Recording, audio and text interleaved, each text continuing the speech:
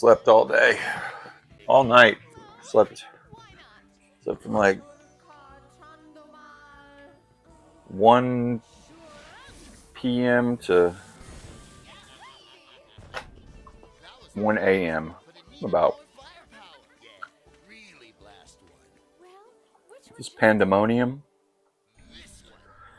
It's kind of one of those games I associate with a Saturn. I just remember this game coming out when the Saturn came out.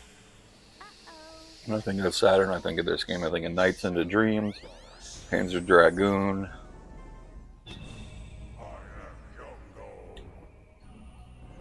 NHL All-Star Hockey 95. It's just one of those games that makes me think of the Saturn. I don't even know if I've ever really played it before. Let's see what kind of options we got here. Okay. New game.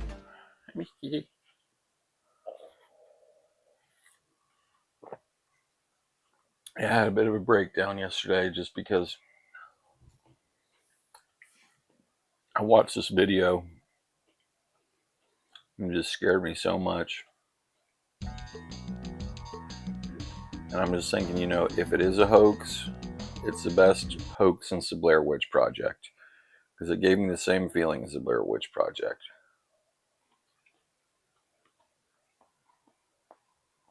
I left a link on my Bayonetta stream. I went full Bayonetta last night. Booted up every single version of Bayonetta I had, except for the Wii U version, all at once. Lit up my house with Bayonetta.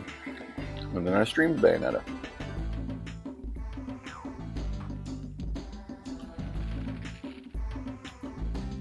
Oh no.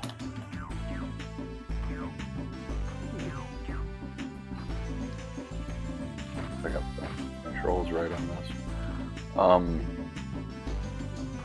Yeah, I'll leave a link. It's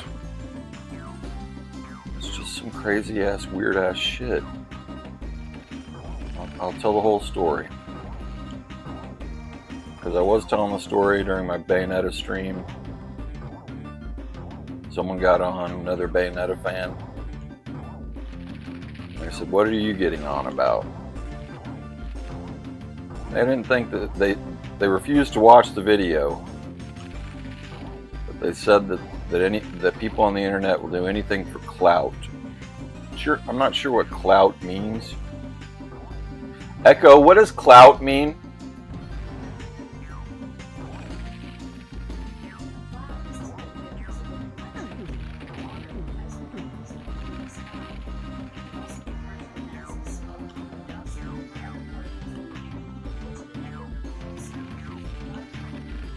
She said clout. Echo, what does the slang term clout mean?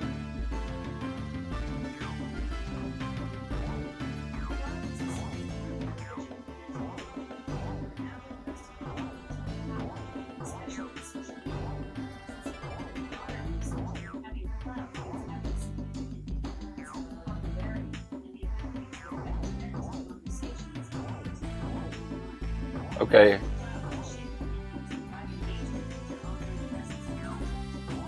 Okay, yeah. So yeah, if this person from my Bayonetta stream, the other Bayonetta fan was right, and this person is faking it, he was definitely faking it for clout, because clout is power. It's not money, it's power and influence, because their channel wasn't monetized. But they definitely sent a lot of people into a state of fear. And that's power. So they definitely had power over me. But I think it's real.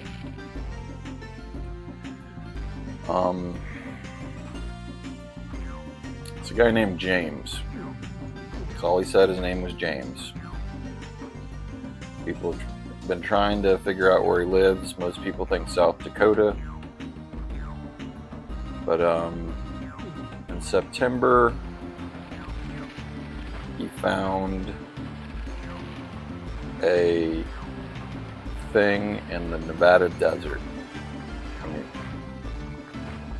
He said he was camping in the Nevada desert, which doesn't make sense. Who would camp in a dry ass, fucking hot ass desert? So that's, I guess, red flag number one. But he found this, he said he saw this tube flying through the sky, and then it fell out of the sky. Then he went and grabbed it, and it burned his hand, and it was vibrating, and it felt like it was alive, but quote unquote dying. And it vibrated less and less. And he said being near it immediately made him sick.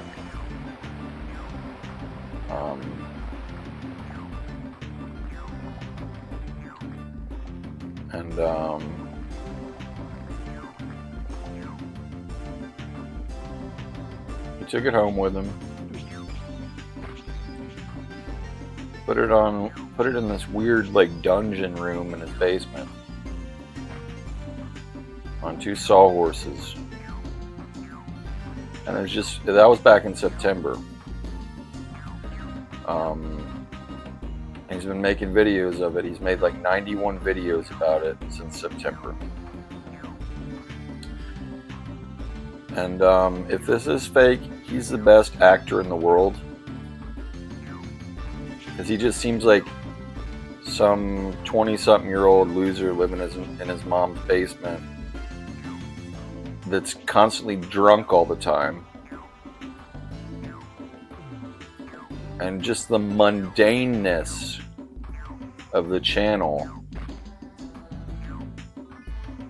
You know, when people make a hoax, they tend to like overdo it. Like everybody thought the Blair Witch Project was real, but if you watch it now, it's like if someone's being chased by a witch in the woods, they wouldn't be filming themselves with snot coming out of their nose, like being scared and saying, "I am so scared right now." They just wouldn't get. They wouldn't even film themselves anymore. They just do everything they could to get the fuck out of the woods. This guy James is like eating rotisserie chicken. He has like baking soda in his cup holder of his car, probably because his car smells so bad. It's just a boring ass channel. But it's all about this tube that he found. And the tube is strange looking.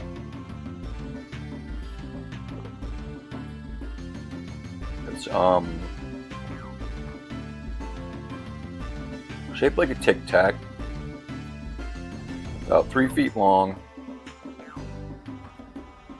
and both sides of it are engraved in Sanskrit. All these weird markings, and they're kind of crudely drawn. Some people think it was done with a Dremel tool, but I think this thing was an ancient artifact from a time of alchemy and witchcraft and shit like that. I don't know if you've seen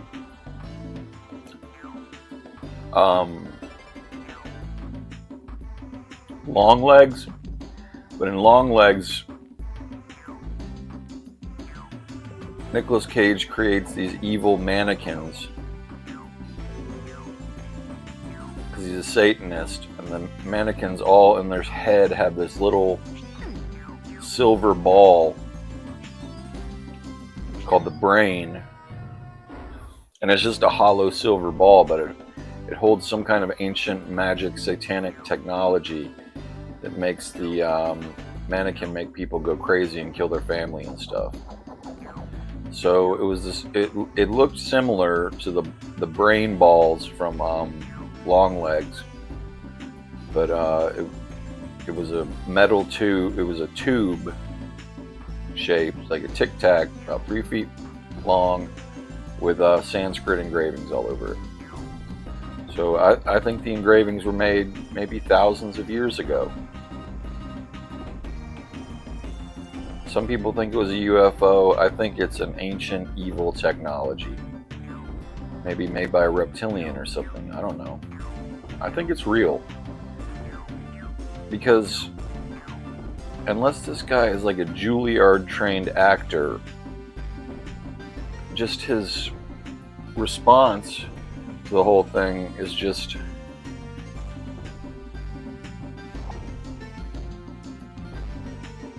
like, I don't know. I trained in acting at a professional place in high school, and you know, there's things they teach you, like when you cry, don't like cry, because most people when they're about to cry, they're trying not to cry. So if you're gonna cry, be like you're trying not to cry. Or if you're cold, don't go just maybe tuck your arms into your shirt or something like that. Like, that's how you really act. And the way this guy responded to things, it was just very real.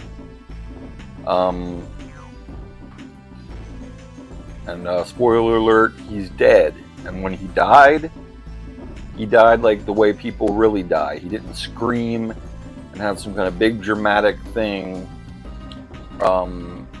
like in a movie when someone gets shot. It was not exciting. It was a sad, horrible, visceral feeling hearing him die. He was like,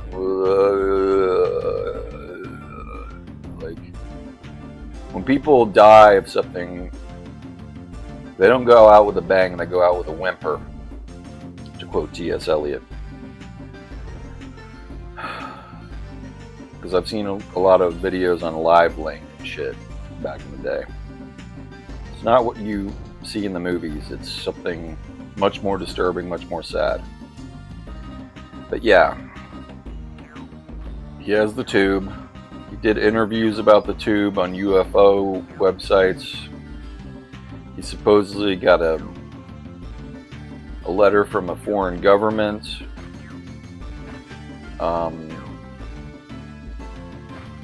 telling them that the ancient artifact belongs to them and relinquish it now.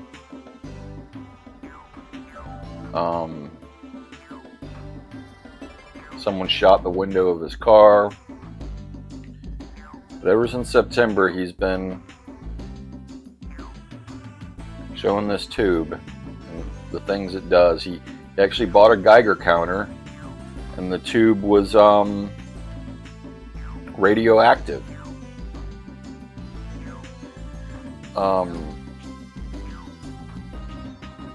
The tube was affecting the electricity around it.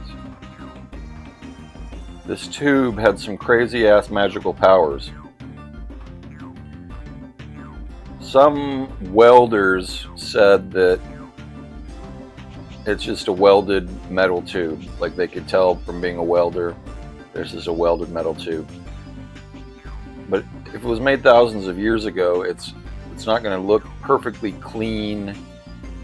Like, I think people think, like I said, people think it was a UFO, but I don't think it's a UFO. I think it's some kind of weird evil technology. I think it's pure evil. Like biblical type stuff. Shit. I'm gonna go on to the next game. There's gonna be a jump cut because I'm going for suspension of disbelief with these videos now. I'm not gonna show the in Batosera menu. I'm going to edit in between switching games because I want to make it more clean, more streamlined, more organized, more like my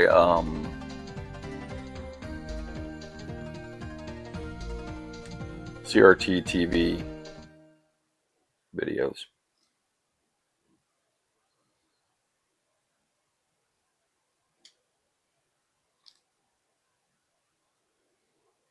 Darius Gaiden for the Sega Saturn. It was made by Acclaim. I didn't even notice that when I first played it. Taito, that makes sense, but Acclaim just makes home ports, so I got a lot of faith in Taito, but not so much faith in Acclaim.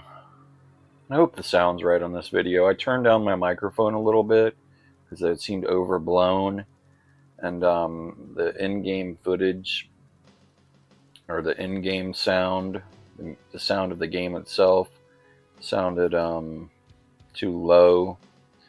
So, I figured if I turn down the volume of the microphone and just don't touch the game sound, you just have to turn the volume up on the video itself a little bit, and you can hear both better. So my Bayonetta live stream yesterday was a total disaster sound-wise, but I recorded it off the proprietary Saturn I'm definitely have some kind of frontal temporal dementia. They're talking about Trump having it, and you just forget words. I meant to say PlayStation 5. I said Saturn. Yeah. So hopefully, this will sound a lot better than the forgot the word, proprietary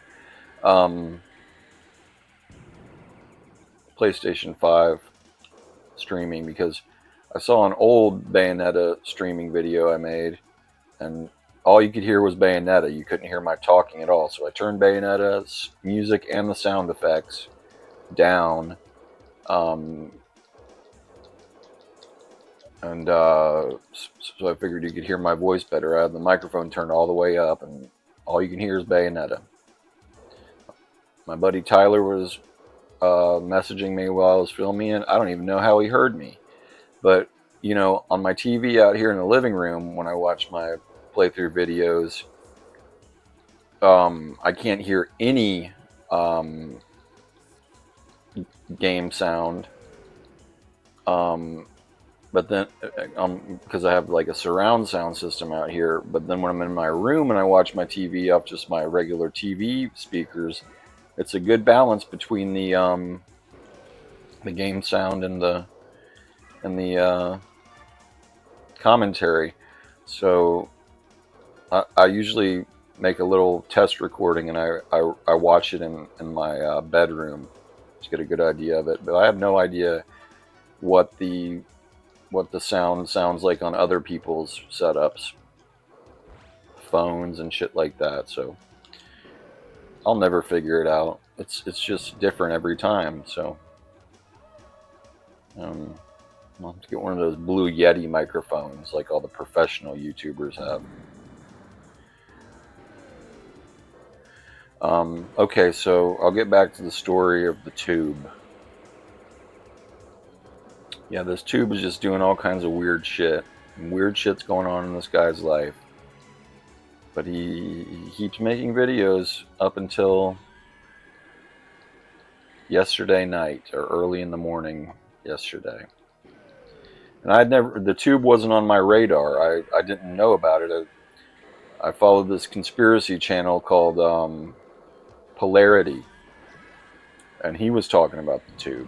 I'll leave a link to Polarity as well. I'm warning you, if you watch the tube video, you're going to get fucking fucked up. Because I saw a lot of comments like registered nurse here, EMT here, combat veteran here. This is the sound of someone dying. That's what it sounds like when someone dies. So, and a lot of electricians too were like, this is the sound of an electrical arc, and this person was electrocuted by the tube. But yeah, big build up. James decides he's going to live stream himself drilling into the tube. So he's in his weird basement torture room, and he has a drill, and he begins drilling into the into the Sanskrit etchings at the end of the tube. And he drills for a few seconds. And he's like, oh shit, what is that? And he turns around. And it's this bright ass blue light. I'm gonna keep playing this. I don't give a shit if I thought I had this on easy mode. I'm gonna have to check. Yeah, he turns around and there's this very bright blue light, and you can see it reflecting off of the tube. You can see the reflection of the light from the drill, but then another light comes on in the background. Look at who number one is. That's a naughty word. This light appears behind him. You know, it could be described as an orb. It could be described as what Ezekiel saw in the Bible. It could be a release of plasma. It could be anything, but it is not a natural looking light. It doesn't look like an LCD light, LED light. And it's hovering behind him. And that's the other thing about it. Like, if it was a hoax and he's like building up to this big moment, like, just the simplicity of him being killed by a light as opposed to like an alien popping out or some shit like that. It's just so simple. And when he's about to drill into the tube, he lets out a big belch. So if this is some kind of theatrical play, like, have you ever heard of Hamlet? Like, before his death scene, belching? Like, this guy, if he's faking it, he's the best actor of all time. But I just think he was some fucking drunk guy that found a tube in the desert. But yeah, he goes, oh shit. Or no, he doesn't even say oh shit. He just goes, oh, what is that? And he turns around and there's this blue light. And then he's like, sorry, I'm sorry. And then he's like, and he drops his phone. And then it just, and then there's this weird sound like, and then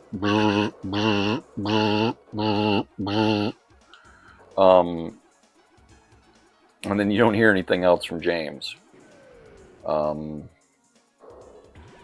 live stream continues, but it's just the phone on the ground dropped. You don't hear anything. I read in some of the comments like, oh, at 2016 he releases his bowels, you can hear it, or at 1813 you can hear the alien entity growl or something like that. I didn't notice that, but I didn't watch through the whole thing because it just felt so fucking evil that I didn't want to bring that mojo into my life through the TV. It's just so fucking evil and so fucking disturbing that it brings a instinctual, like, ancestral fear into me watching it, and I didn't want to watch the whole thing. I watched the drilling into the tube and the aftermath several times, but every single time I watch it, I get more and more disturbed. And I'm not the only one. I've read the comments, and I'd say 90% of them think it's real, and about 10% of them think it's fake. And that's the internet, where people aren't afraid to share their opinions, and they're willing to call out bullshit real quick. And there's big Reddit threads about the tube, 4chan. I think the tube has gotten, last I checked a couple hours ago, 200,000 views. And you know, there's so much talk about, like, oh, we're gonna find out about UFO soon. There's been like congressional hearings and shit like that. Disclosure, they call it. There's gonna be disclosure soon. And maybe this is the first disclosure. I don't know. But I'm telling you, if it is a hoax, it's the most well done hoax since the Blair Witch Project. And James deserves some kind of Oscar or Emmy or something like that. I don't think they have that for YouTube videos, but just, like I said, the sheer mundaneness of the whole thing is just what makes it seem so believable. Like when someone's trying to pull off a hoax, they just seem to overdo it, you know, and this just seems like some drunk idiot finding something he shouldn't have found and doing something he shouldn't have done, and he's fucking dead now. So I don't know. I haven't checked on the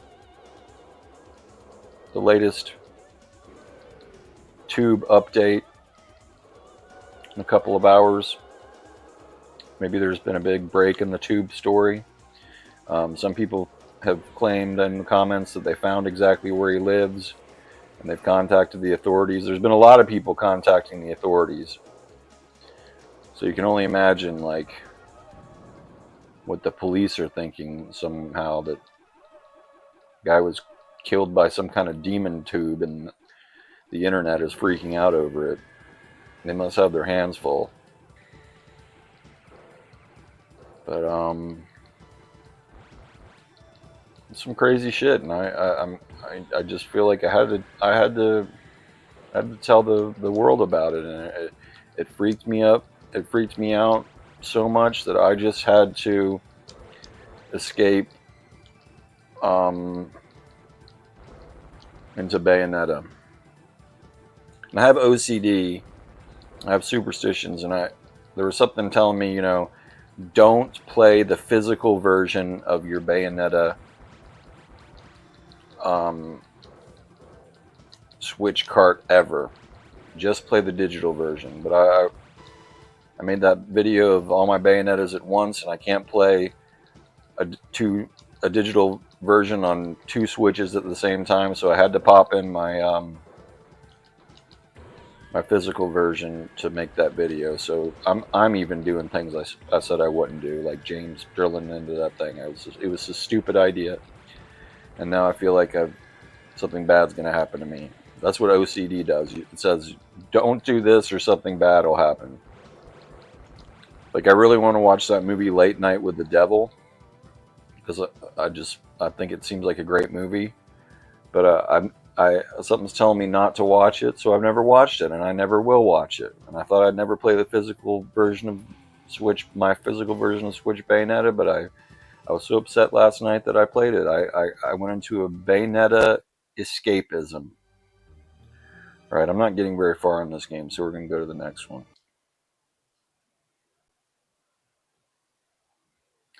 All right, I'm playing this. We'll stop talking about the tube for a little bit. It's another big news story I've heard about. I'd like to discuss.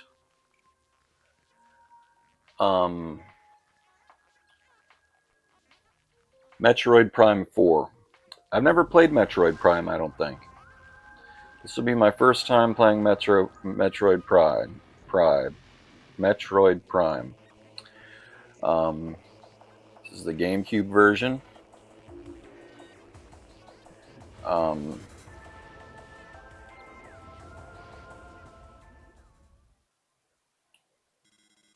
But it's a very popular series, and it's making its big return. It's been in development for the Switch for a very long time, but it's going to be a dual release on the Switch and the Switch 2, and it's highly anticipated. But it's already been described as a total disaster. It's already labeled by the internet as a failure. Not because the gameplay's bad, not because has bad graphics. I mean, I personally want to buy it because it's the first Switch game to run at 120 frames per second. That's why I'm interested in it. And I've never played Metroid Prime until now. I was going to buy it just because of the 120 frames per second. But I'm thinking I'm not going to buy it now because what they're talking about is ugly. It's a game ruining thing.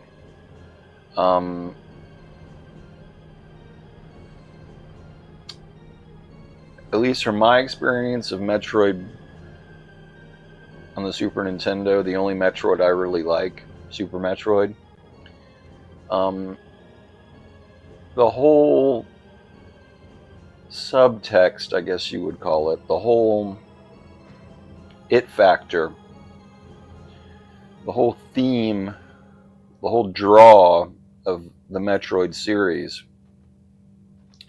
is the feeling of isolation. You are Samus, and you're out here fighting these aliens all alone. And that's what gets you into the game, is just like figuring shit out, being stranded, all alone.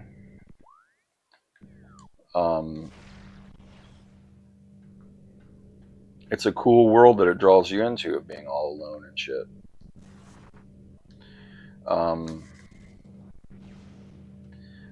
This Metroid Prime 4,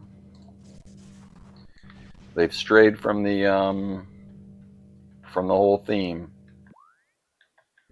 Hold L to lock onto targets. So that's L is R. These GameCube controls do not translate well. I'm gonna have to end up getting an official Switch GameCube controller.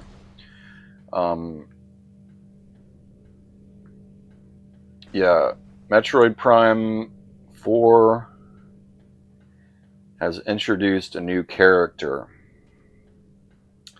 that it looks like will be following Samus along for her journey, being stranded on an unknown planet.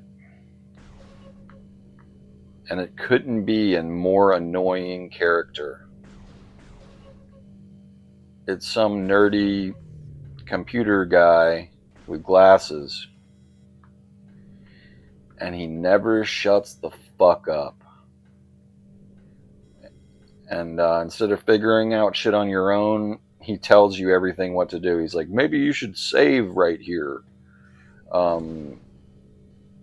He just seems like he never shuts the fuck up. And that's what Metroid Prime 4 is going to be remembered as. The game with the stupid guy.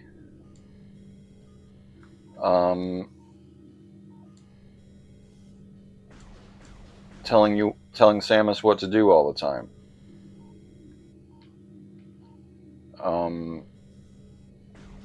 It's going to ruin the game. Everybody that's already played the game says he ruins the game. This fucking guy. Hopefully they kill him. I think that's the only thing that'll maybe redeem the game, as if he's killed in it. But you know how all games like nowadays, they want to hold your hand, and they have some guy on a radio like telling you what to do all the time. Well, he's not even on the radio, he's there with you. And that's the story of Metroid Prime 4. Hasn't even come out yet, but it's already a failure.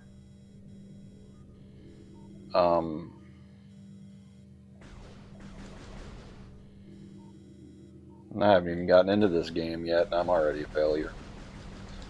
I don't know how to fucking... What am I supposed to do? Am I supposed to shoot these things? Scan them. Okay, scan it. Then fucking scan it. Now L is... This force field blocks the entrance. You can't unlock it unless the switches are red. Okay. How do I turn them red? See, this is the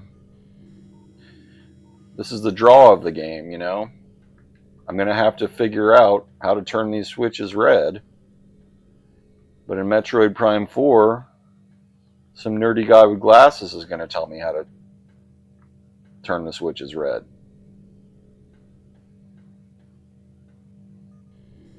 So, that's a shame. I mean, I'm personally relieved because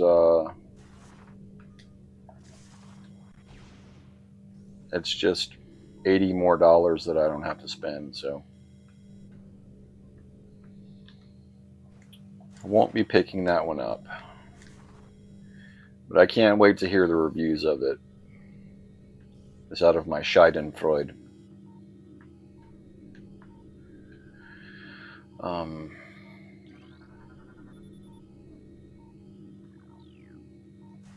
Schadenfreude. I don't know. It's a word that means, it's a German word. We don't have the word in English because we're not as evil as Germans, but it's a word that means the joy we feel from other people's suffering. So it's the joy I'll feel from Nintendo's failure with Metroid Prime 4 and all the hype and all the anticipation for this game that people have been waiting to come out for years, all being ruined because of the nerdy glasses guy character. Can't wait to hear all of the aftermath of that. Wow, they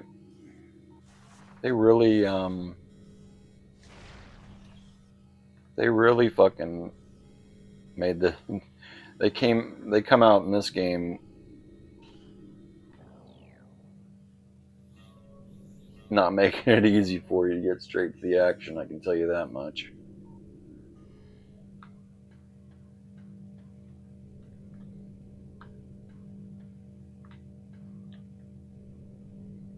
This is not straight to the action.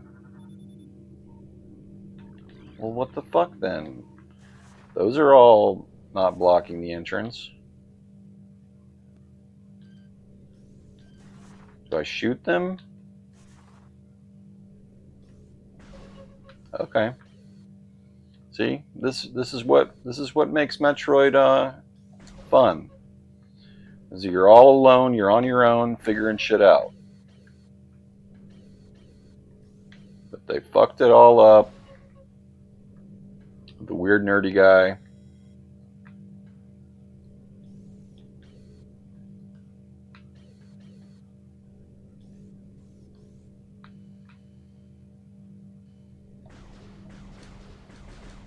Oh, here they are, up here.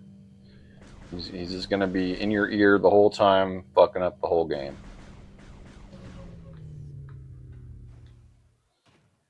This game is quality.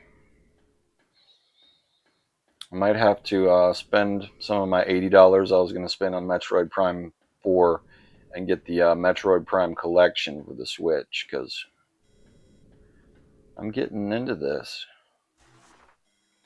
Definitely getting into this. This is cool. Very atmospheric. Yeah, the loudmouth nerdy guy just ruins the whole entire atmosphere of Metroid Prime 4, from what I understand. Takes the whole Metroid element out of Metroid.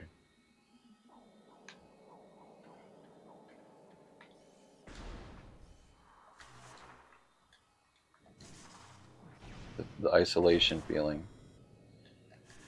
Okay, now I got to repressure the room. This is not your typical first-person shooter. This is tough. Gotta do all kinds of shit.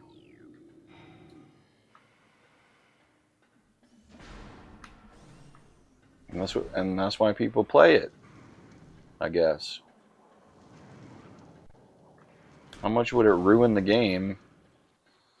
Have some nerdy guy with glasses telling you what to do. At least make the annoying character that tells you what to do like another hot chick like Samus.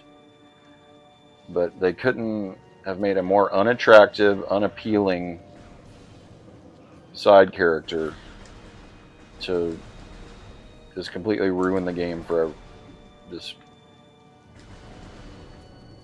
What were they thinking, to quote the angry video game nerd? And it also made me think of a game sack bit from one of the last game sacks. I love the little game sack bits he does at the end. He does a little comedy sketch at the end of every game sack, Joe. And he was doing the whole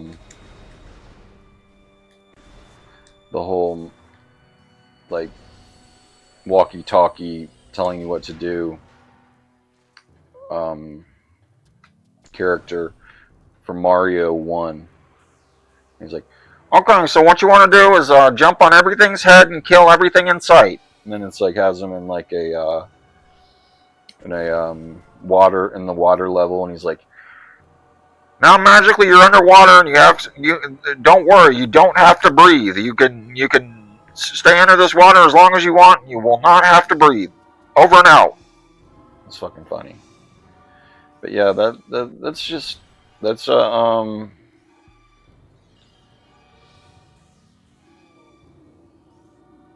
it's an annoying ass thing that I feel like they haven't done it as much lately in games. It was more of like a PS3, Xbox 360 era trend that was in every game. But Nintendo, at least technology-wise, is always like 2 generations behind. So maybe they're just catching on to the concept of the annoying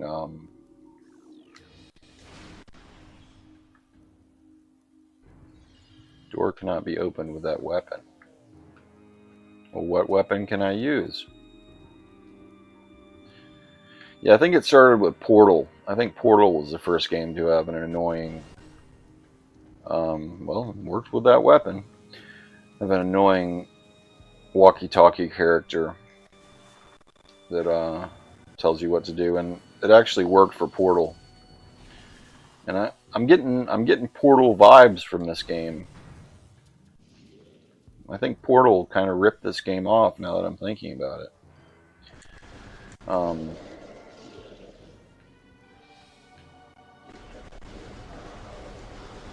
Even the weapon looks like Portal. So maybe Nintendo, whoever developed the tone deaf, annoying character, was like, oh well, since Portal ripped us off, we'll rip them off, and we'll have an annoying ass character telling you what to do. But I think it's just because, well, that's cool. This game's awesome. I can see why people are so disappointed about the new one coming out, because I think this game built quite a legacy for itself. This game's fucking awesome. It makes me wish I had a GameCube growing up. This is the best Metroid I've seen since Super Metroid. This is badass.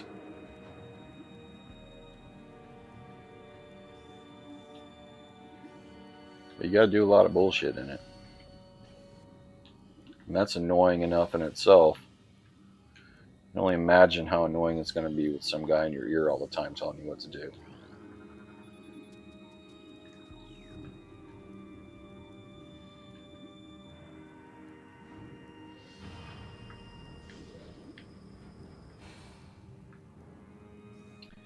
A lot of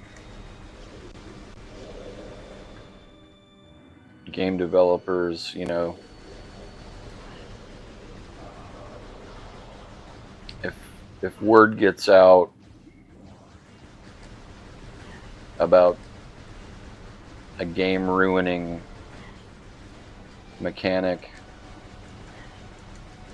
before the game comes out, they go straight back to the drawing board and they cut that shit out. Movies too, like the ugly Sonic. Everyone hated the way Sonic looked in the Sonic the Hedgehog movie, so they redid the whole movie and made Sonic the Hedgehog look more like Sonic the Hedgehog. But in Nintendo, that's not the way they do things. They stick to their guns, and they're gonna keep that annoying glasses guy in the game. I guarantee it. It's probably already the games have probably already been printed and everything. They've probably already made the cartridges and everything. It's too late.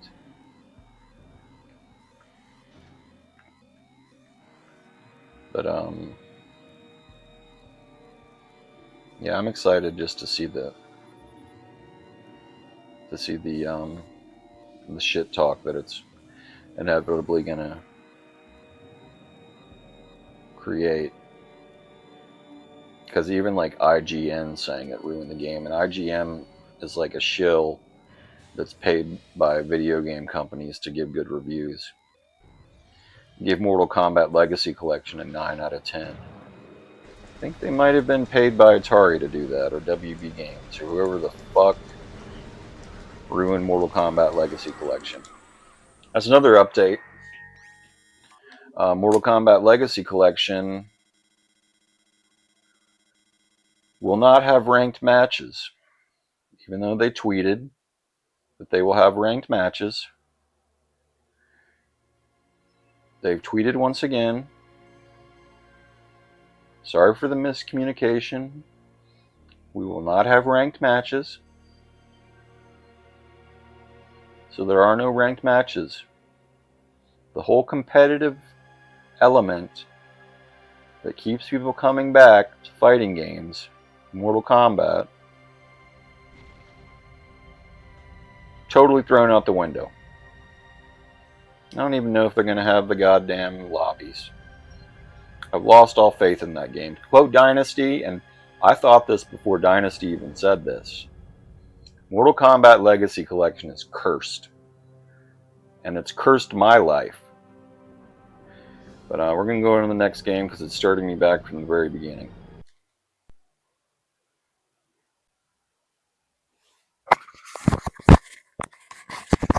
Alright, I figured I've been playing. This is mostly a 3D, late 90s, early 2000 era playthrough video, but I figured I'd throw in one 2D platformer. But at the very least, it is CD-ROM based technology, so I just threw this in for good measure.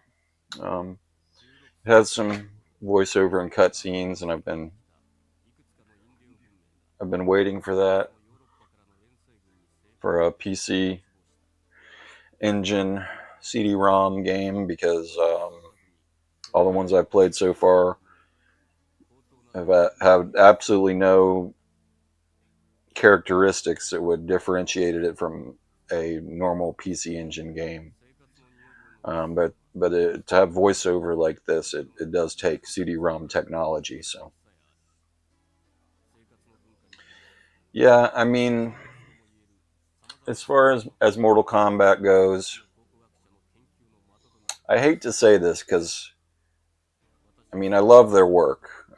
From even going back to Midway's arcade classics for the Super Nintendo, Digital Eclipse. They are good at their menu systems. They're good at their curated bonus content. The history of Mortal Kombat in the game with the with the videos and the comic book and everything, the museum of Mortal Kombat, they curated together perfect, absolutely 100% perfect job at what they did with that.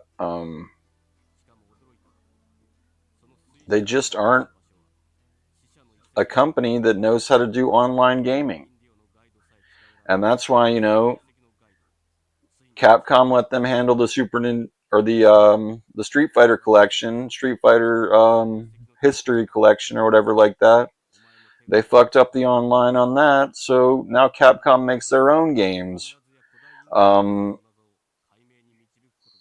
Fighting game collections, like the one with the Punisher arcade that I play, Marvel vs. Capcom collection, and they handle the online themselves because they're a big company with lots of money and they can make a online experience. And the Mortal Kombat Arcade Legacy Collection should have been made by NetherRealm Studios. It's Ed Boon's legacy. They got a great team there. Their online is very, very good. In their modern games, so they should have handled that game all through NetherRealm, but they farmed it out Digital Eclipse, which, you know, like I said, Digital Eclipse does great work. But if I think back to all the Digital Eclipse games I have, Street Fighter, Ninja Turtles, now Mortal Kombat, all the games that are supposed to have online, the online at the beginning, at the launch, didn't work at all. Um, the online on Ninja Turtles finally worked years after it came out. I played it with my friend Justin Cromer, and we played Ninja Turtles 2 online. But that was years after it came out, and that was just friend to friend online. I was looking forward with Ninja Turtles, like the arcade experience, like I was just like I was with Mortal Kombat. I thought I could just jump in and pretend like I'm at Chuck E. Cheese back in 1991, and play Ninja Turtles with 3 other kids, and run through the game with every Ninja Turtle. But I never got that experience. The online never worked. And, you know, I won't be surprised if the online never works in Mortal Kombat. And that's just such a shame because it's fucking Mortal Kombat. But at the same time, it's fucking Ninja Turtles. My favorite arcade game of all time. I like Ninja Turtles even more than I like Mortal Kombat. If I was on a desert island and I had to choose between playing Ninja Turtles arcade or playing Mortal Kombat arcade,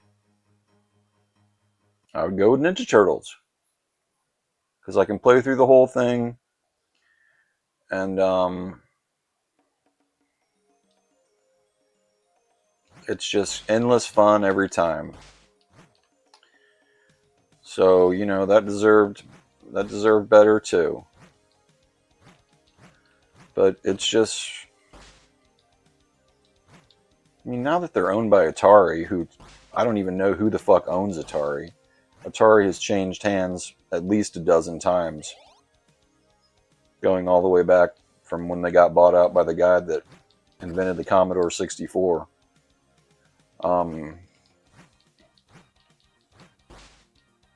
Atari should, for their Digital Eclipse division, needs to fucking bring some expert team in to make their online actually playable, because it's just not playable.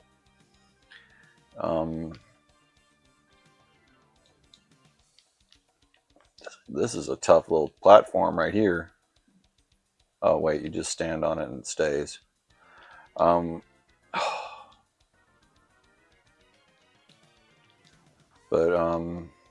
no ranked matches. That's, I mean, that's why people play Mortal Kombat, is so they can say I'm ranked this high. I mean, I don't think on Mortal Kombat, the newest one, I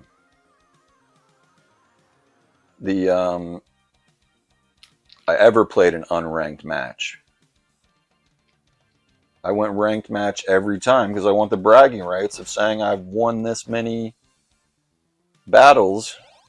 I'm the king of Mortal Kombat.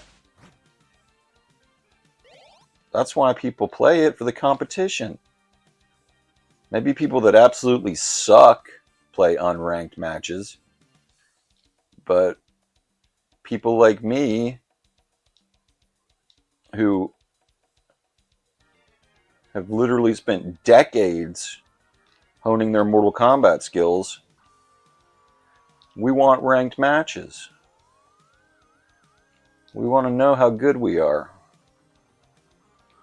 We want to be, we want competition. People go into the Olympics because they're the best of the best and they want that gold medal, or even that silver medal, or even that bronze medal. They want to be ranked to truly know they're the best.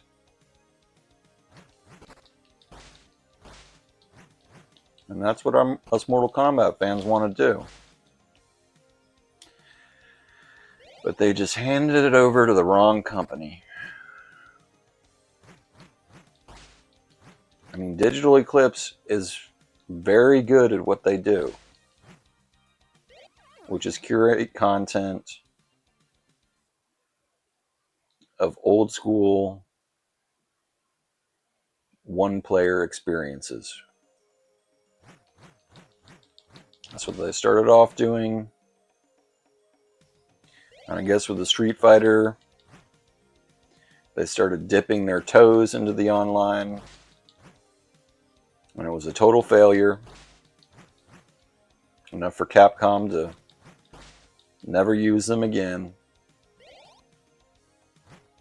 And Capcom's rival Konami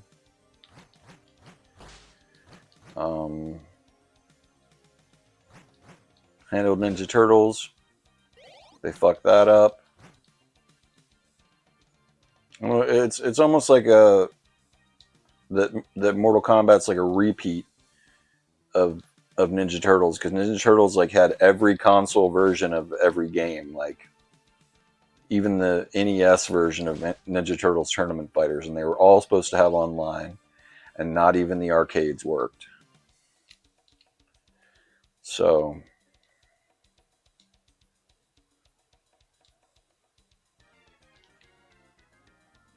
I just think it was WB Games'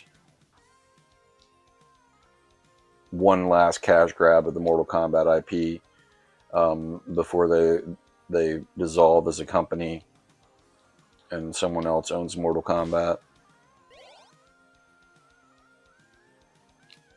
That's all what it was, which is sad. Because us Mortal Kombat fans take our Mortal Kombat very seriously, and we were very excited about that. But modern gaming is all about disappointment, I guess.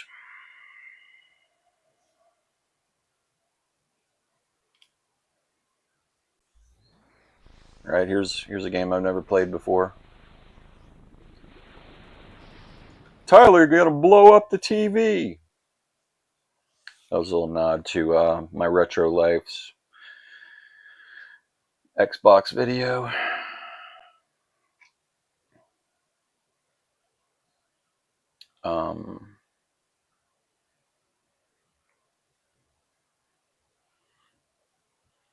This is Panzer Dragoon Orta. I decided to play it because I have been playing some Panzer Dragoon lately on the Saturn and the remake. Uh-oh, we're glitching out here.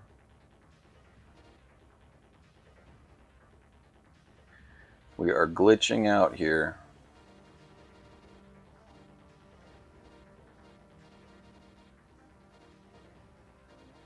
Hopefully it doesn't glitch out like this too much. I gotta want the vibration on. Oh! Okay, there we go.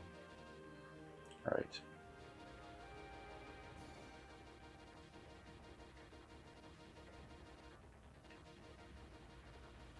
The fuck? What the fuck, bro?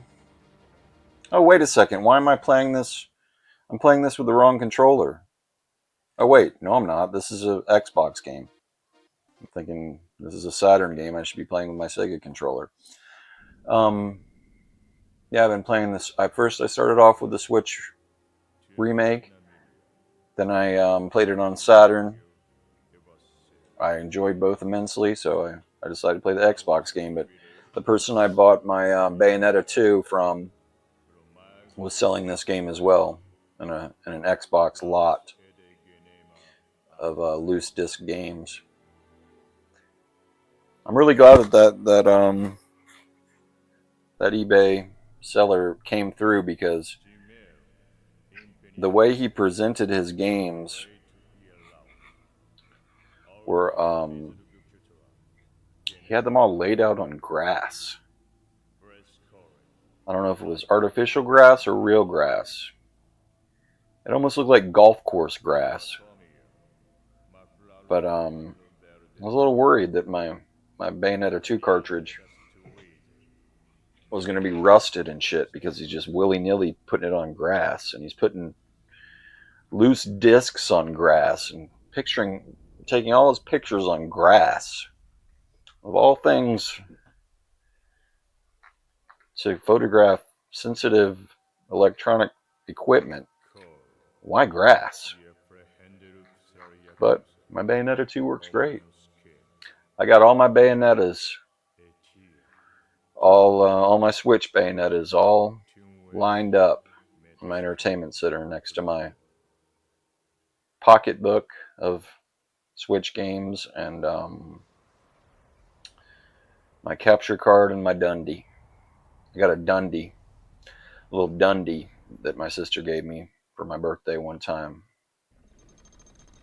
that had candy in it. It's like a little Dundee candy holder.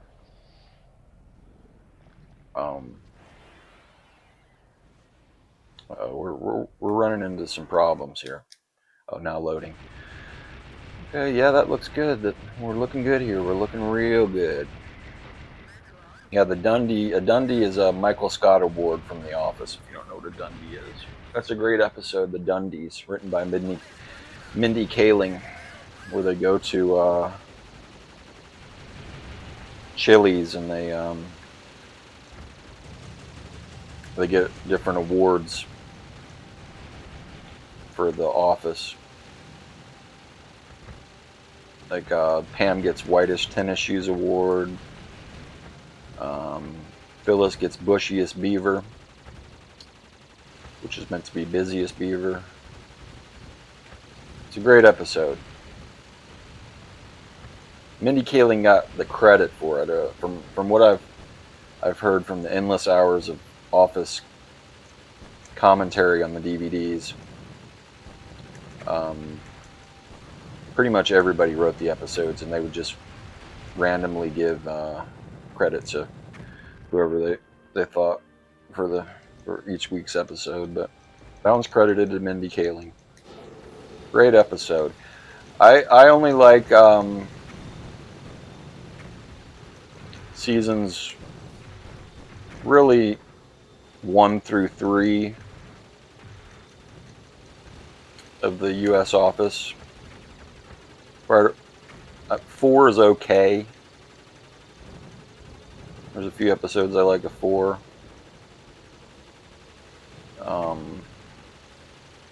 But if I were to rank them, I would say 2, 3, and 1. 3, 2, 1. 3 is my favorite. 2 is my second favorite. 1 is my least favorite of all the offices that I actually watch, because those are the only seasons I really even watch. I don't really watch anything else after that. I like Cafe Disco from season 5, but if I'm going to watch the U.S. Office, which I watched so much in my mid-20s that I just don't really watch it anymore. But it's always been season 1 through 3 that's all I care about. Okay, I was wondering. I was like, why am I seeing this from backwards? But it's just like the other Panzer Dragoons. You use the shoulder buttons to turn around. This has great graphics. Wow, wow, wee wow. All the Saturn fans who bought the Xbox, I bet they were very pleased with this. This is this gives the Panzer Dragoon Legacy justice, man. It says better graphics than the Switch remake. This is stunning. I still haven't played Panzer Dragoon Saga, the Panzer Dragoon RPG, but it's on my list of Saturn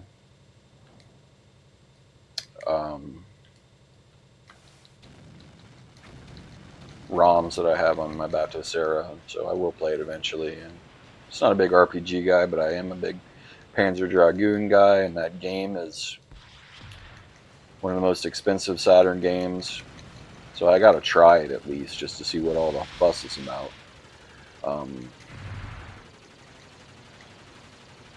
I have 309 Saturn ROMs on my Saturn emulator on my Batocera. That's more Saturn games that are on the Saturn multi-carts that they sell on AliExpress. So, I don't know. I want to buy a Saturn. Don't have the money for it right now. I will eventually buy a Saturn. But my Saturn's cravings are definitely being satiated at this point in my life. I have plenty of Saturn in my life.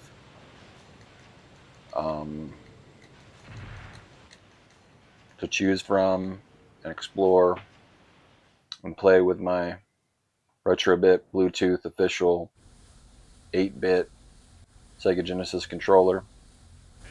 Perfect for Saturn emulation. So, you know, I'll start off with the emulation, hone my skills, figure out what my favorite games are.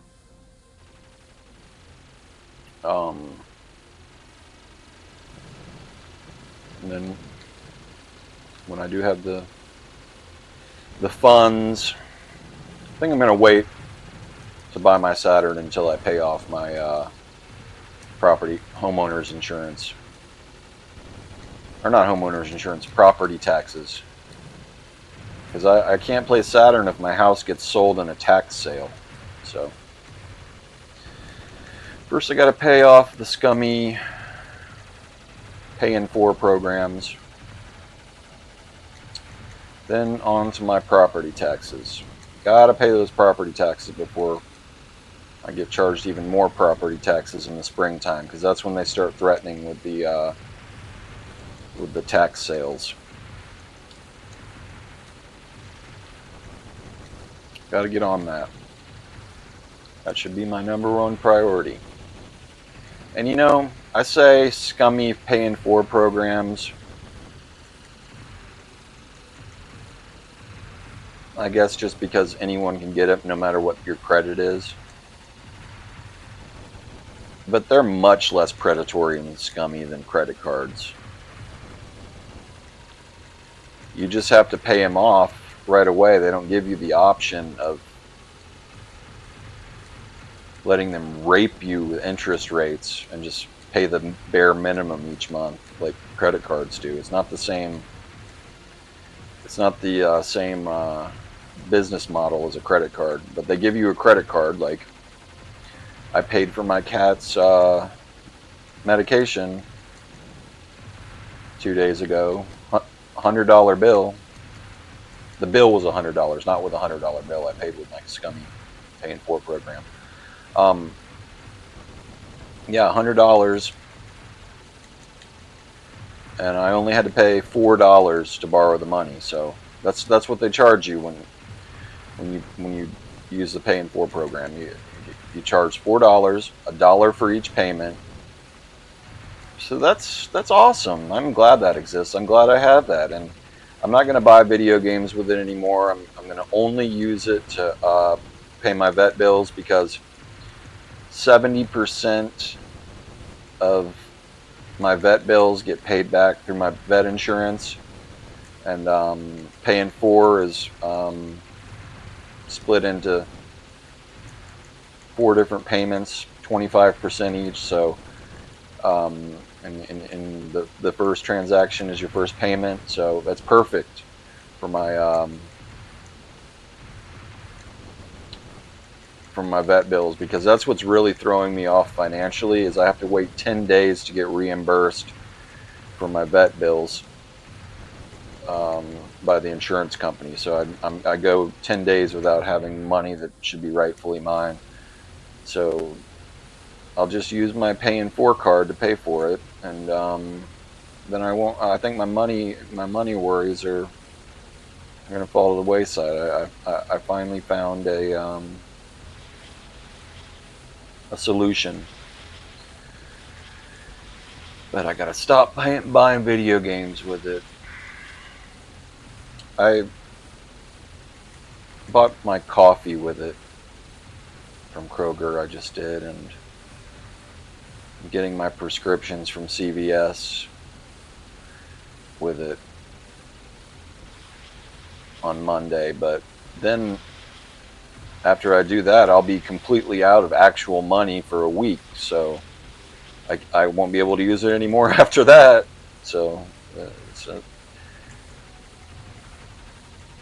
only vet bills after I pay for my prescription, because I'm really financially thrown off this month because of the Mortal Kombat Legacy Collection and all the controllers I bought for it, and all the controllers I bought for Scott Jackaman for it, and buying the new batch of Sarah. Really threw myself off. Really got myself in a pickle this month. But I hit rock bottom when the scammers tried to rip my mom off for wire fraud, and I just realized I'm borrowing too much money from my mom. She used to be my payee for my Social Security money, because they've deemed me too crazy to be in charge of my own money.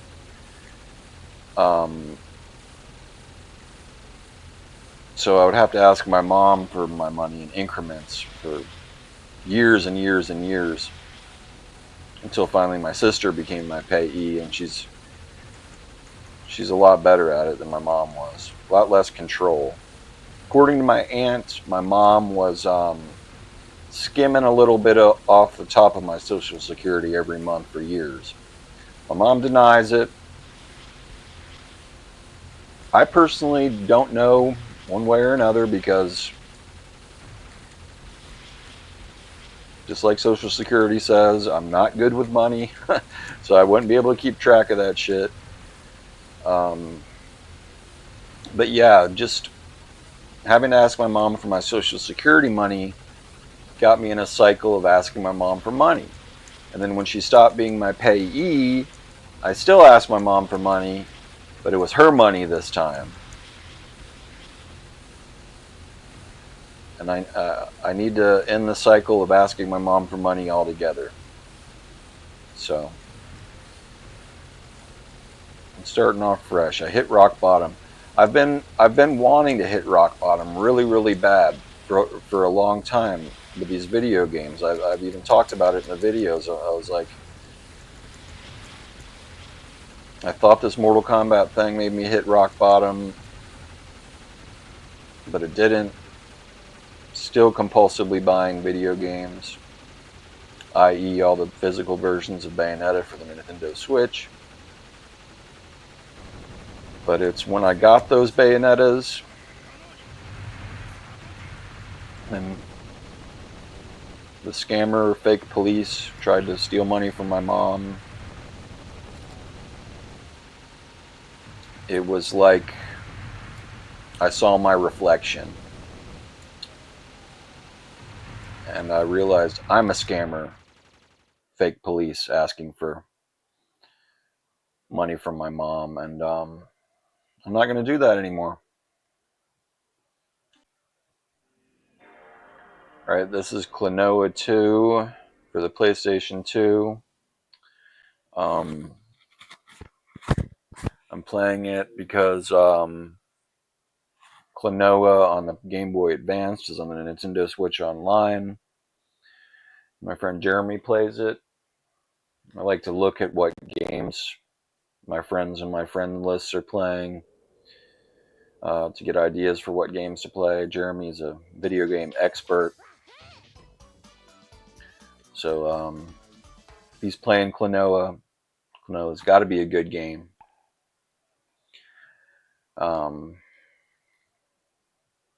Maybe I don't know if Klonoa 1 is on Saturn. I think it might be a Saturn game.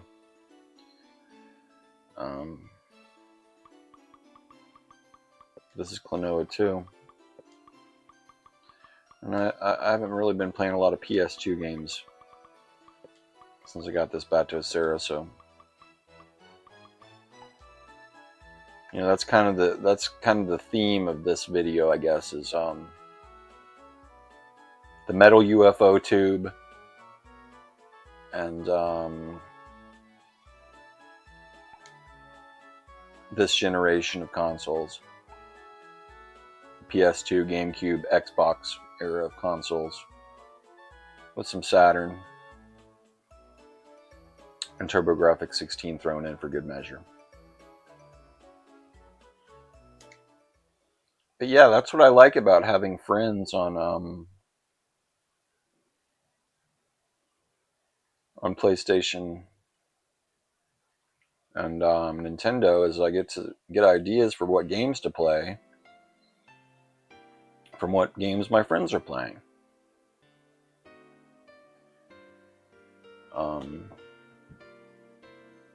And that's why I was real sad when I got deleted as a friend from Scott Jackaman's Switch. Because I really enjoyed seeing how much his household played Super Mario 3D World. And it's not just the kids. I found out from Scott Jackaman that that's his favorite Mario game of all time. So he's playing it a lot too. I just, you know, it was great every day to kind of check in and see, wow, they've played 96 hours of Super Mario 3D World. Something like that. Play a lot of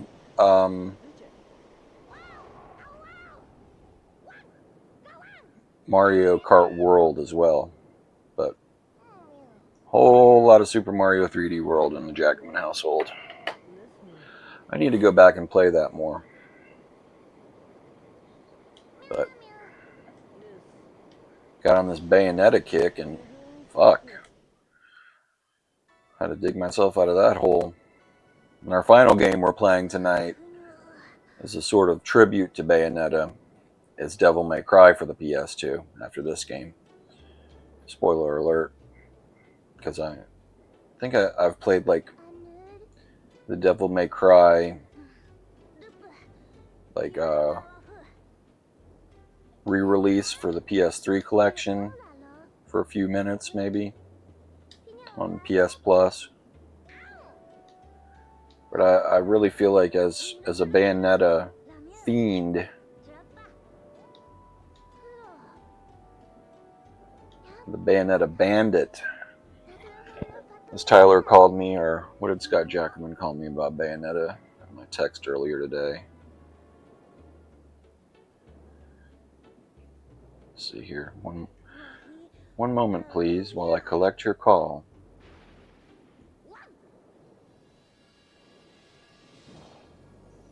Bayonetta madness.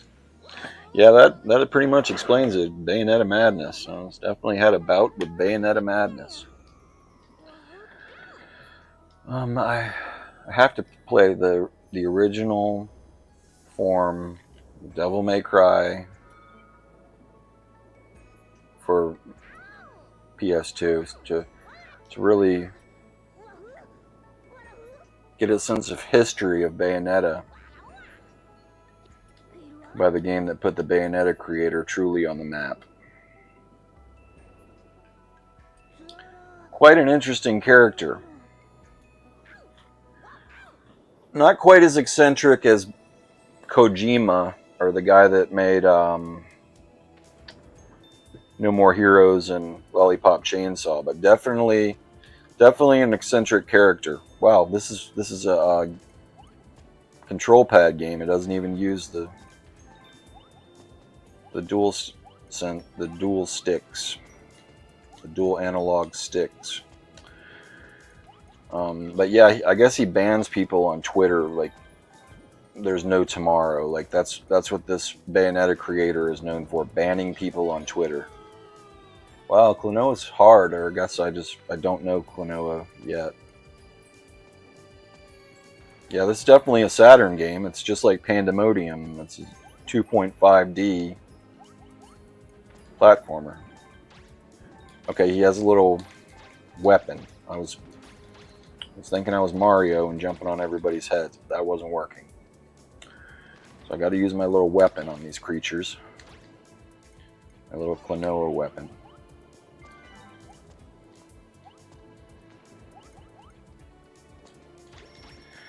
Yeah, I still kind of think Scott Jackman deleted me as a friend on Switch 2 on purpose. Because I commented that they hadn't been online in 10 days. I still kind of think that, but logically it doesn't make sense. I mean, if I was building a case, I would say there is some evidence towards that, because he had told me he was going to bring his Switch 2 with him on the airplane finally and play some Switch 2 on the airplane. And I got deleted the day he went on his trip. I don't remember where he went. Maybe Canada? I don't know. He's always traveling. He's a traveling man. Where the fuck do I go? God damn it. Here I am again. Getting stuck on this cutesy game. I'm stuck on a cutesy game. What do I do? Don't jump on their heads. That's... Wait. Okay, so I'm supposed to catch them, I guess. No, that's not going to work. God damn it, Klonoa. Why do you have to be so difficult? I was expecting a real simple, fun little game. Okay, there we go. Yeah, he the day he was supposed to bring his Switch 2 on the plane with him. It was just a few days after I mentioned that I questioned why the Jackman family Switch 2 hadn't been online in 10 days. And it took him a long time to respond to my text on why he deleted me as a friend.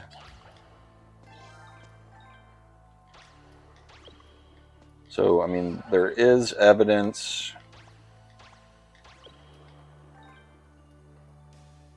that he did delete me, but according to him, he didn't even have a Switch 2,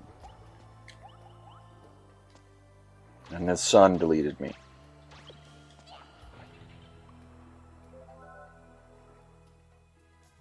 Which,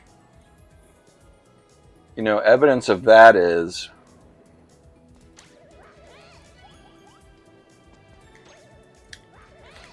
I don't think honestly that I can say that Scott Jackman even knows how to delete someone as a friend on Switch 2. He didn't even know that you could play the Sega Genesis on the Switch 2. He thought you could only play Nintendo NES, Super Nintendo, and Nintendo 64 on the Switch 2.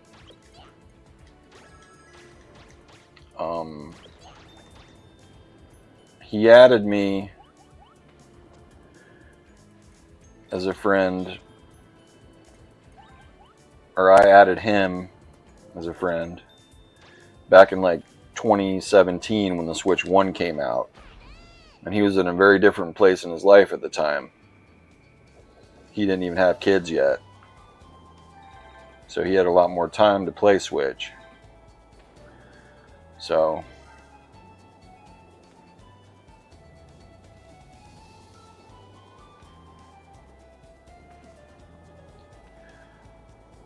I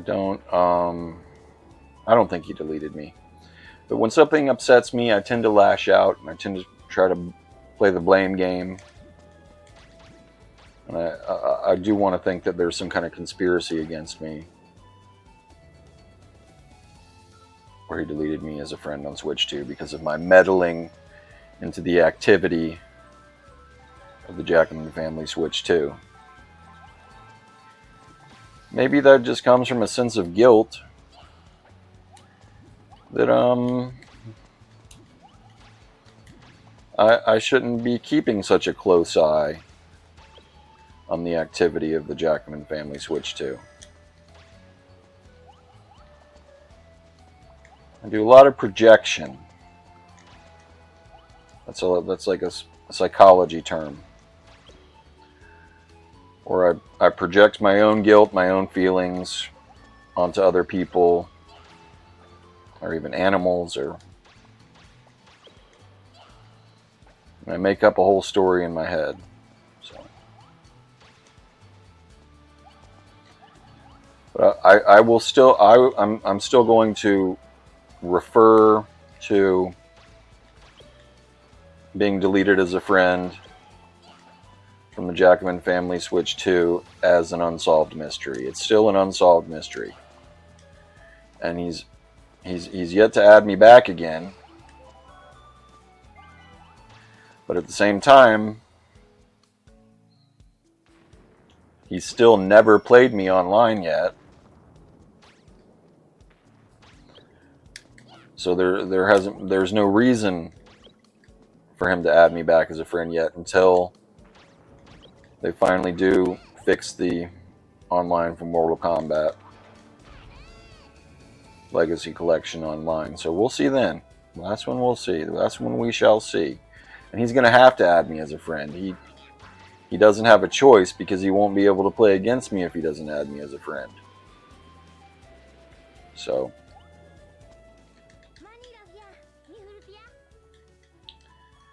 but when he does add me back as a friend, I'll try not to keep such a close eye on the activity of the Jackman family Switch 2. I'll turn off notifications of when they sign online. Because they usually sign online around 6, 7 in the morning, right before I'm about to go to bed, and they're going till the end of the day. Yeah, I'll still keep an eye on the activity, but I'll turn off notifications of every time they sign online. It's not a morbid curiosity of how much they actually play it. But do unto others as you would have them do unto you. I don't want people constantly monitoring my video game activity, but I guess, I mean, they don't have to because I'm putting it out to the world. I film myself every time I play video games, pretty much. Except I've been playing a lot of Bayonetta on my own because there's not enough bandwidth in the world to keep track of all the Bayonetta I play. Here we are, Devil May Cry.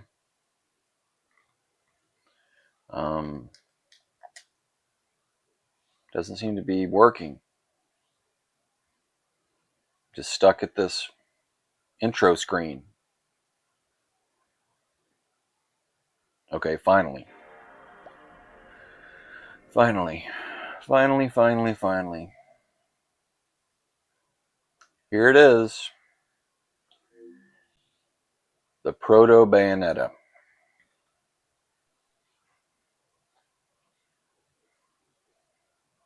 From my knowledge, I don't think I'm gonna have a Bayonetta experience with this. I think it has a much more serious tone than Bayonetta. Bayonetta is campy, funny, tongue-in-cheek hilarity, but I think this game is much more serious. It's a Capcom game. It's not Platinum Games. Explicit scenes of violence and gore. I like that. Yeah, Platinum Games is just fucking silly balls to the wall shit. Capcom, a little more serious.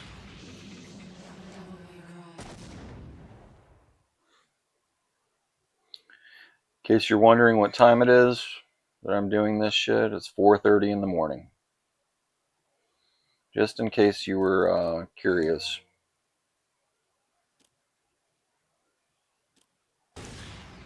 Ooh, we got a little vibration here.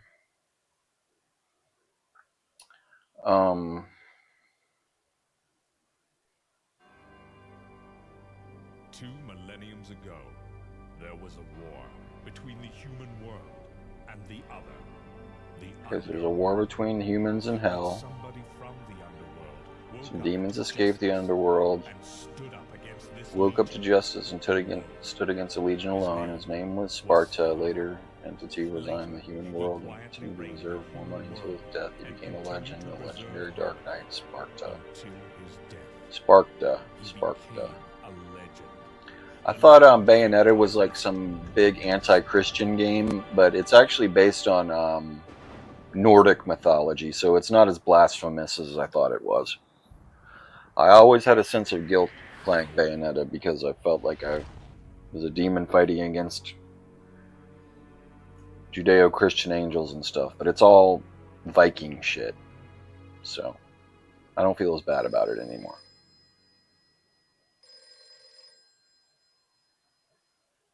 Devil May Cry. Sorry, we closed at 9. Okay, I can't hear this, and I turned on subtitles. I don't know why. Isn't having subtitles, I gotta turn this up a little bit. Whoa, slow down, babe. Well, what do we have here? Nature calls? It's in the back. It looks like Bayonetta, kind of. Same character look to them. Am I correct? Almost. I only take special jobs, if you know what I mean. There's a little salaciousness, partial nudity. That's very Bayonetta. Unrealistic portrayals of women's bodies. That's very Bayonetta. And if I kill each one that comes, eventually I should hit the jackpot sooner or later. The male protagonist is similar in appearance to the antagonist of Bayonetta 2. I'm seeing where the Bayonetta came from in this game. Magical powers, that's very Bayonetta. Maybe the guy was right. Maybe Bayonetta is Devil May Cry with bikinis. But this game has great vibration. Time to go to work, guys. I'm just in awe of the Batosera. But it's even able to translate vibration. I don't see how they do it. I don't see how they do it, but I love it. You were the first one to know about my vengeance. Looks like I'm getting closer. Yeah, but from now on, you know, I wanna constantly evolve this channel and the quality of my capturing. Because that's just the kind of person I am. I am artistically, creatively a perfectionist. I can't get it out of my brain. I drive myself mad with every little technical mistake I make. 20 years ago, it's exhausting. But I'm very glad this is my artistic medium now, because back when I was a musician, the creative process was much more painful, much more like giving birth. Every song. And I would just sit and obsess and rewrite my lyrics all the time. And I remember just driving down the road, like one of my songs, "My Life," a tongue-in-cheek The castle is above this cliff. Come on. song I decided to write about this girl Rachel Comstock that I've brought up on the channel many times, who Tyler also dated, and Tyler's neighbor Adam Burdine was her first love. Okay, this is less 3D than Bayonetta. It's another 2.5D seeming game. But yeah, I remember that song, "My Life." Just driving down the road on the east side of town, just like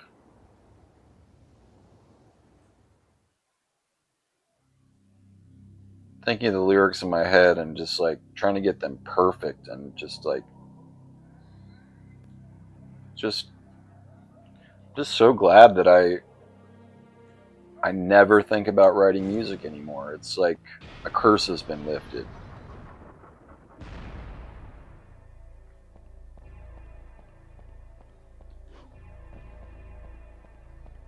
Much happier being a perfectionist and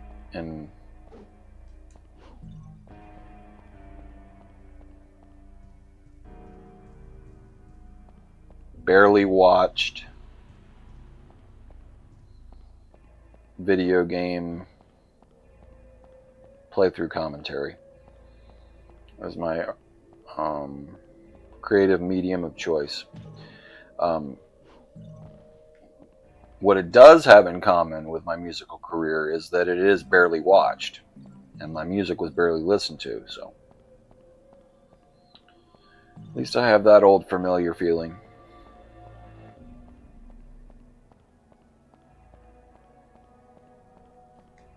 Let's see what kind of... Okay, we got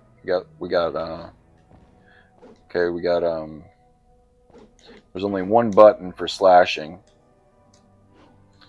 Bayonetta has a kick and a punch button, but the Bayonetta punch button is the jump button on this. The big Bayonetta kick button is the sword button on this.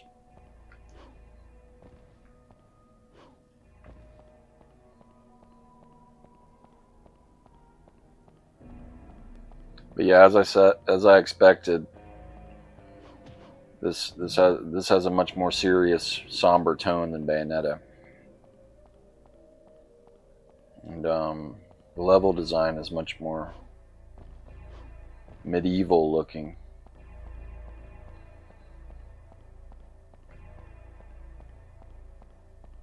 But the color palette is reminiscent of Bayonetta 1. With all the browns and grays and stuff. His movements are similar to Bayonetta. Stride. Very Bayonetta stride.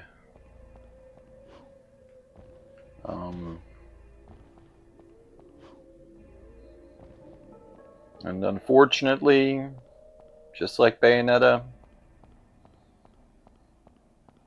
I am having the same problem where I'm on level 1 and I don't know where the fuck to go. Haven't even gotten into any combat yet. At least in Bayonetta they throw you right into the combat, but this, just kind of meandering around.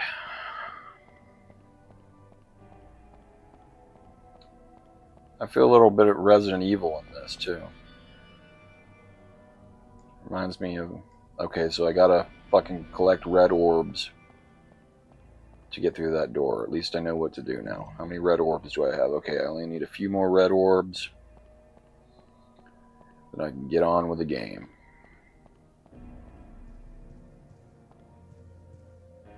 Yeah, I think I lost track of what I'm saying. I was saying, trying to evolve my channel And well, I do love showing off the Batocera UI, because I'm just so proud of my collection of Batocera games. I decided it's a better quality decision to edit the videos in my editing program to just go from game to game, and I'm gonna try to put the game titles at the beginning of each game as well, and a little thing in the corner like I do with my CRT TV videos, because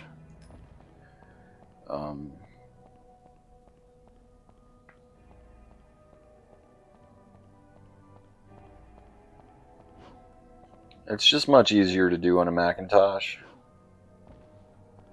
Or not a Macintosh, an Apple product, my iPhone.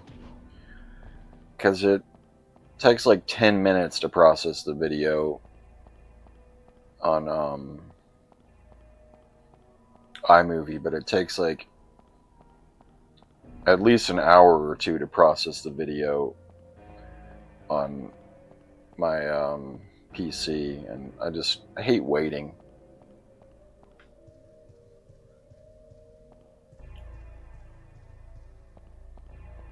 But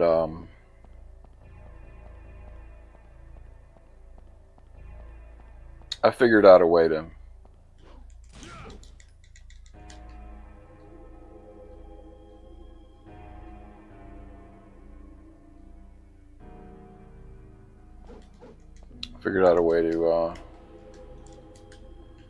deal with that. Is that I just plug my HDMI into my computer and I watch the raw footage while it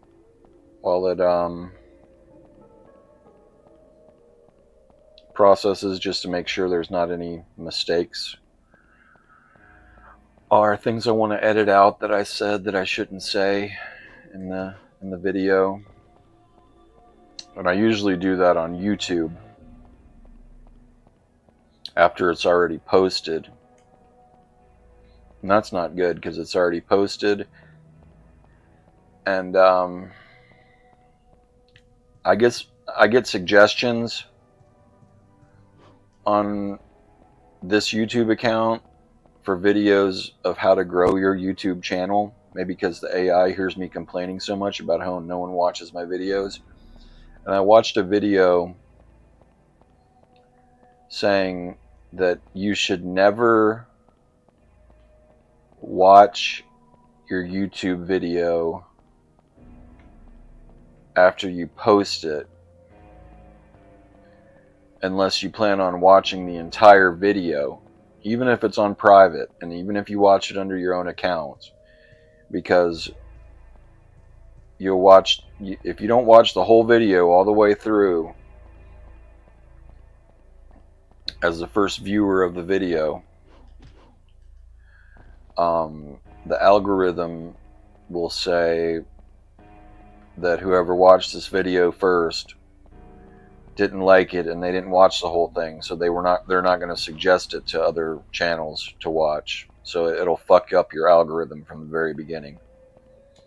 So it's better to watch it from my computer, and while it either uploads or processes and then codes and shit, than it is to watch on my YouTube. So, and that video was right.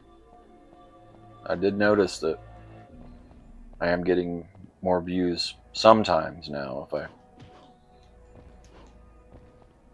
don't watch little pieces of my YouTube videos a little bit at a time. Okay, this game is just fucking with me. Oh, I had 45 red orbs. I thought I only had 44 red orbs. I thought it was fucking with me and let me get 44 red orbs and made it impossible to find 45 red orbs. Yeah, this is very Bayonetta because you collect little shit on Bayonetta and then explains what it is, what you collected. The other Bayonetta fan that spoke to me on my stream this morning asked me if I had collected everything in every Bayonetta game. And my answer was no. I've only beat Bayonetta 2. I'm not a completionist. And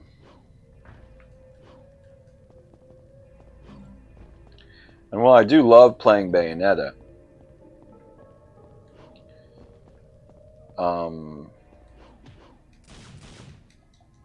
it's more of the idea of Bayonetta and the story of how I discovered Bayonetta and the warm fuzzy feelings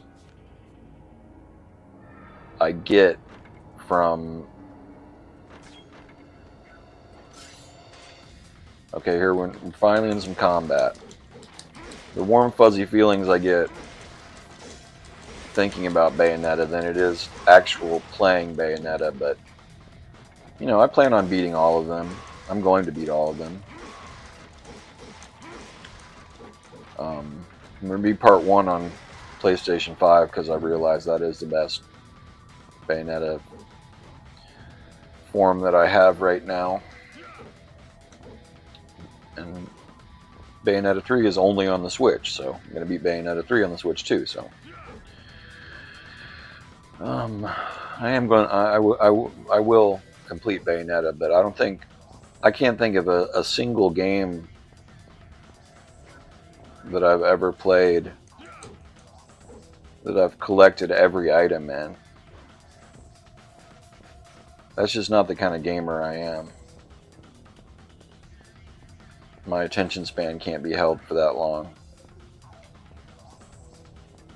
I just like to go from game to game to game. Like I'm on TikTok of video games. Just scrolling through each game. Getting a little taste of it, one little bit at a time.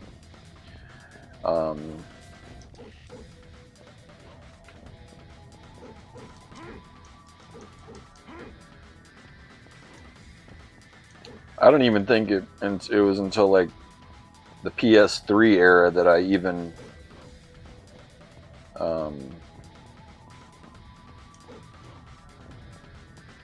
considered even beating a game, even finishing a game all the way through. Even had the notion of that.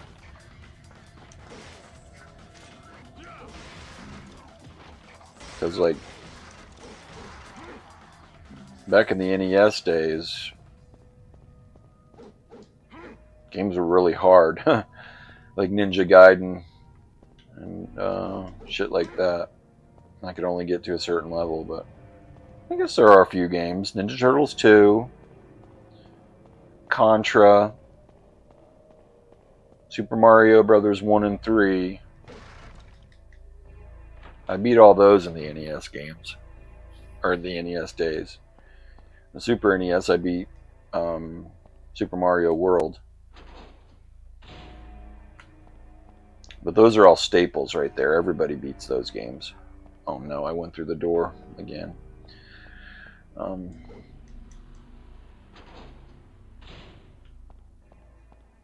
But yeah.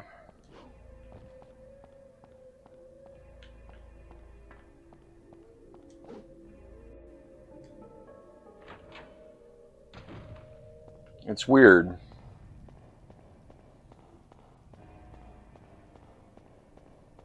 Yeah, I just have Bayonetta mania. And you know, like, Bayonetta's a rock star to me, I guess. You know, there's in the 60s during Beatlemania, I'm sure that there were girls that had Beatlemania and would faint at the sight of them and go into hysteria when they saw the Beatles. And maybe they even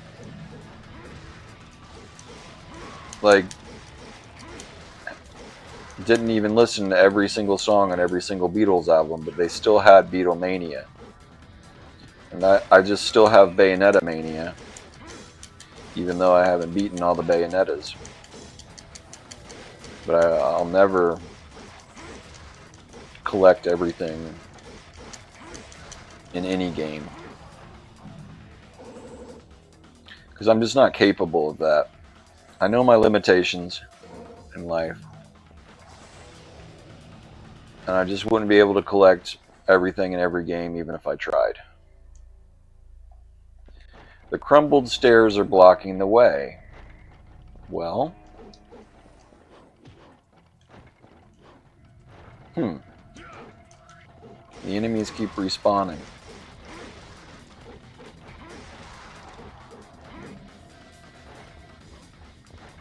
I like the enemies in this. They're cool enemies. This game has great graphics.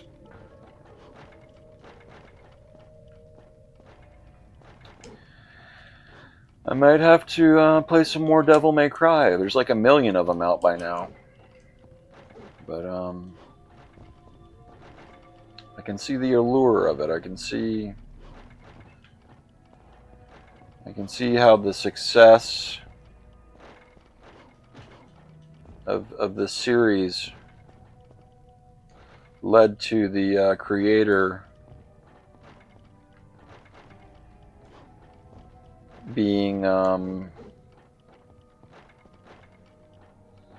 given a sort of carte blanche to create something so out of the box and off the wall as Bayonetta, and kind of given the green light to create that series, as ridiculous as the whole premise sounds. Just on the pedigree of this game alone, he'd proven himself a success. But there were concessions made in Bayonetta from my research. They didn't want Bayonetta to have glasses, which is stupid to me, because I mean that's part of Bayonetta's personality, is her glasses. She wouldn't be Bayonetta without those glasses. There'd have to be some perfect ideal of what a woman should look like. She has vision problems. She's not perfect. Imperfection is perfection. But they finally conceded and let him have his vision of having Bayonetta wear glasses. But what they made him do was have every character wear glasses in Bayonetta. Like the weird little demon guy she's friends with, he wears sunglasses. So that's a little Bayonetta Easter egg trivia, if you're interested in knowing.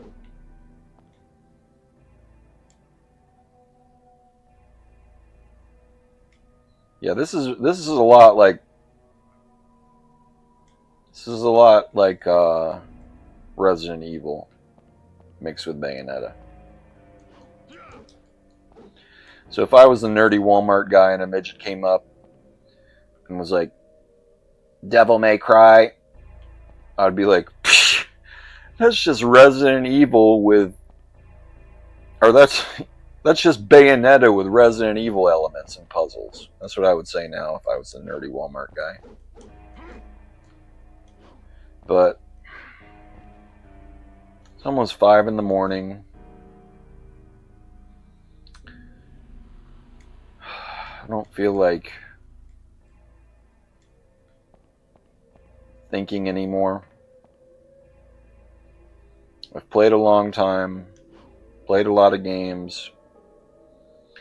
Now I have to edit add titles and everything. I hope it pays off. I hope it ups the quality. It ups my game.